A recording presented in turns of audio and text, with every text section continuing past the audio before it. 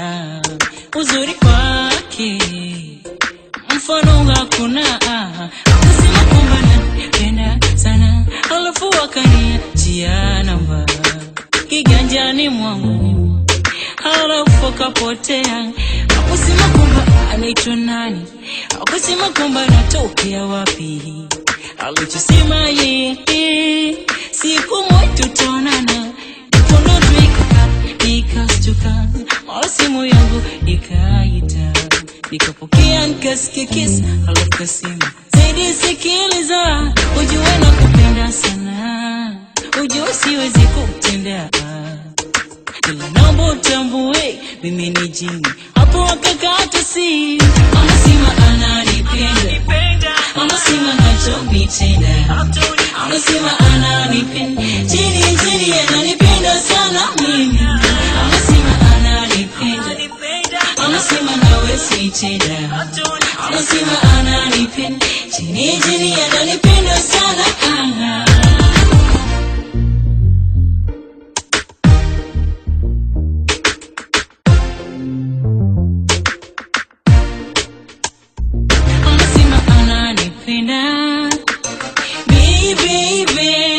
Anasema ngatonitenda, baby, anasema ananipenda, baby, anasema hatonitenda, akapete kashanivalisha, ili niamini ile kwangu umefika, akapete kashanivalisha, ili niamini ile kwangu umefika. Basi kila saa ananifuata, anahitaji jibu nikumpa, ukweli kwamba ni mzuri ila kumjibu moyo unasita.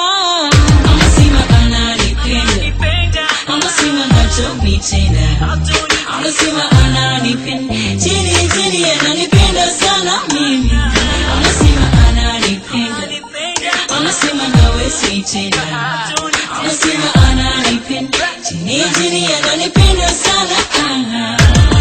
Wapo habarini na wapo alizini, limradi tupo nao tuwasafiri safarini. Siwezi kumtenga huyu jini ananipenda, kwani naye ni kiumbe japokuwa anagenda, na haki ya kupenda kama unavyopenda wewe.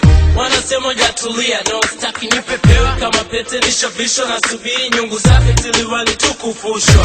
Mami shasikia story, nikaona bora singekuwepo, kabla hujaingia ghetto na vuma upepo. Zena nani kiss kwenye shavu mara tatu, pia kitembea uwapeli wa muone watu. Mara nyingi anavaa vitu vya kung'aa, appointment zetu pendi tukakae bar, kila saa nanukia huyu jini malikia. Siku mbili namsifia tiliwanishi najifia.